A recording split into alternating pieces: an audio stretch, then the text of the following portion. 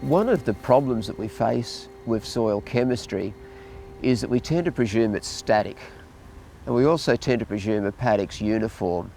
And the biggest error in soil testing is actually sampling error.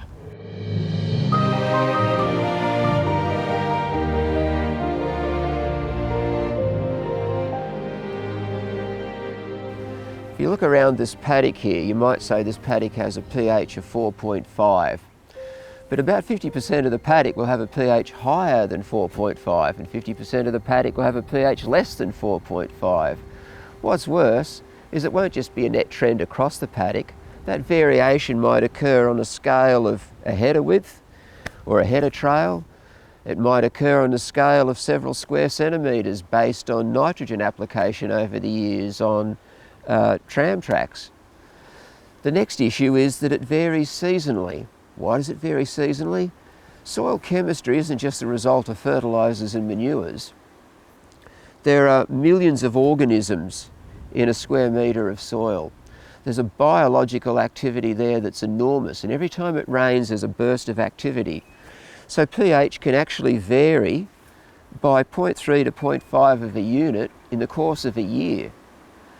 So you've got the problem here of massive spatial variation, massive seasonal variation, and it's actually driven to a large degree by biological activity. And to me that's fascinating. The fact that there are all these microbes down there chewing their way on stubble, clover residues, dung, urine patches. There's a whole lot of biological activity that's driving changes in phosphorus and acidity and nitrogen availability. It's philosophically a very interesting area, but it's a pain in the bum from a commercial soil testing point of view. And that's why we recommend taking a large number of cores, and generally not from just a whole paddock, but from a defined monitoring area. And you take it at roughly the same time of year each year to minimise those seasonal and spatial variations that can make a soil test almost useless. The importance of spatial variation in paddocks has changed over the years. When I was a youngster, we didn't have much in the way of tram tracks. Paddocks tended to be smaller, the machinery was smaller, and it was possible to sample a 5 or 10 hectare paddock and get a reasonable soil test result. There's a paddock just across the road here from us that's about 100 hectares. You can't take a single soil sample and get a meaningful value for 100 hectares. So it's inevitable in modern farming systems that we're going to have to use defined monitoring areas. If we want to monitor our nitrogen status or our phosphorus status or acidity, we're going to have to use GPS or some old fertiliser or sacks or herbicide drums on the fence line and monitor specific areas. Because we're turning that soil sample, we might collect 5 hectares, might turn into a bag of soil about that size. It's then going to turn into a test tube that size. That test tube has got to reflect what your crop is seeing. You cannot do that on a big paddock. It becomes a meaningless number. So for those people still working on some small paddocks, yes, you can do the traditional whole paddock sample, but the bigger the paddock, the more likely you are to cross soil types and fertility gradients, natural and man-made. And so you're going to have to subdivide those paddocks into monitored areas. Now the sensible way to do that, for example, is to use your yield maps. If you've got consistently high yielding areas and consistently low yielding areas, they're the areas to go and sample. If they're flip-flop areas, it's probably water. But if they're consistently across years, high or low yielding areas, I would target soil samples separately for yield maps. If you don't have yield maps, then you could use your experience of driving around on the header. Most farmers get to know where their better and poorer yielding areas are, sample them separately. The next issue then, as well as spatial variation laterally across a whole paddock, is depth of soil sampling. When soil testing got underway in Australia, predominantly in the 1960s, the predominant deficiency was phosphorus. And of course, phosphorus was, in those days, apart from the vertisols and the Liverpool plains and up north, the phosphorus deficiency was in the surface soil. And a 0 to 10 centimetre soil test, or 4 inches as it was then, was all we needed. But after a generation of applying phosphorus, we've got deficiencies now of nitrogen, sulphur, often potassium in some areas, and a whole range of trace elements. And most of those deficiencies are not restricted to 10 centimetres depth. We all know, for example, from the work that was started in the 50s and 60s, that the best correlations with nitrogen involve soil test to at least 30 centimetres, ideally 60 centimetres, and in some calibration sets, 90 centimetres depth. Why? Because nitrate is mobile, whereas phosphorus was not mobile. So phosphorus, we could sample that deep. For nitrogen, we've got to sample the old 2 or 3 foot depth to get a good test on what's happening in the soil paddock. In the paddock soil.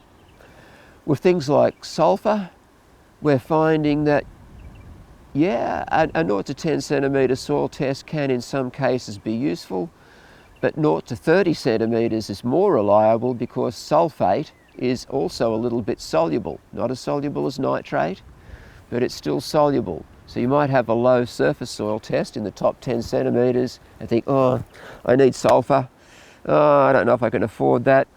Well, try affording a 10 to 30 centimetre soil test and you might find you don't have a problem with sulphur. We've had many sites where we've had deficiencies in what appears to be a surface soil test with very low KCl or MCP extractable sulphur. No response. Why? There's tons of sulphur below 10 centimetres depth. Same with some of our trace elements. The surface soil can be low, but at depth there could be adequate boron. Zinc, very variable, it's predominantly in the surface soil, so the surface soil test is adequate. Potassium, we might think we've got very low potassium in some of our surface soils, but we've had lack of responses at some sites because the clay layer has had abundant potassium. And probably the classic is magnesium. Often with soil tests you'll see recommendations on acidic soils. You should get dolomite, not limestone, because your surface soil is low in magnesium. We never got responses to magnesium in most of our trials because the clay layers on all these red soils through here and the grey clays have abundant magnesium at depth. And so the roots only have to get down about 30 centimetres and suddenly that deficiency has disappeared. And seedlings can grow on their reserves for 7 to 10 days. So really the deficiencies of some elements are very transient. So we recommend that before people get their knickers twisted over deficiencies in a 0 to 10 centimetre soil test, it's worth then going back and taking a soil test from deeper down, from 10 to 30 centimetres, or if you can, into the clay layer, and often in conjunction with your deep end testing. Find out what's really in the profile. And a soil test might seem expensive, but compared with treating a 100-hectare paddock, a soil test saves an awful lot of cost in the long run. When you've now acquired your soil test and you want to interpret that value, you're confident you've got a good sample that's representative for your paddock. You might have a soil test that covers a number of soil depths. What does it mean to you? Now, people tend to like magic numbers and rules of thumb, and in some cases we can give that, but in so many cases we can't. Now, my example of magnesium at depth, I can say with hand on heart that that applies to 90% of the soils in the Riverina. But it doesn't necessarily apply to soils in Western Australia. It doesn't apply to a lot of the soils on the Eyre and York Peninsulas. It won't apply to a lot of the vertisols. Well, it does apply to some of the vertisols. But my point is, sometimes knowledge of the soil type is necessary to understand the context of the soil test. And so really the magic number, the critical range, if you like, for interpreting soil tests varies with the soil type, the region, the climate, and the sort of crops you're growing. As possibly a silly example, something like lucerne has a demand for magnesium that fits the old Albrecht model that people like to fear, hate, love. But something like beetroot has a massive demand for magnesium. Something like lupin Some of our crops couldn't care less. They can get away with quite low levels of magnesium. The point then is that the interpretation of the soil test can't be done just on rules of thumb. And the whole point of the Better Fertilisers Decisions database is that you can go in and select your geographical area or your soil type and the crop you're growing and look at the calibrations for N, P, K and S that are relevant to your soil types, your region, your crops, and get slightly more specific information. Because rules of thumb are nothing more than rules of thumb. And sometimes it's better not to have a rule of thumb because they can be very misleading. So I would encourage people, once they've got a good soil sample, they've had a look at the analysis, they go to these databases and consult them via their agronomist or their researcher and make an interpretation for your region, your soil type, your crop. By way of analogy, let's take 3 people off to the doctor who have got low iron levels. We've got a marathon runner, a heavyweight weightlifter and a pregnant woman. All 3 of them have low iron levels in their bloodstream. But the advice that you give those 3 people is not the same. The marathon runner will just have to eat a few more greens in his diet, a few bits of beans and silver beet and spinach and so on. The weightlifter, throw an extra chop in his sandwich, give him some liver for afternoon tea. The pregnant woman will probably get some folic acid to help with iron absorption. 3 contrasting pieces of advice for low iron in human beings, but in different circumstances. And it's the same with soil testing. You can't give the same advice for lucerne as you give for camellia or tea, as you give for microlina pastures. The advice you give depends on what you're dealing with.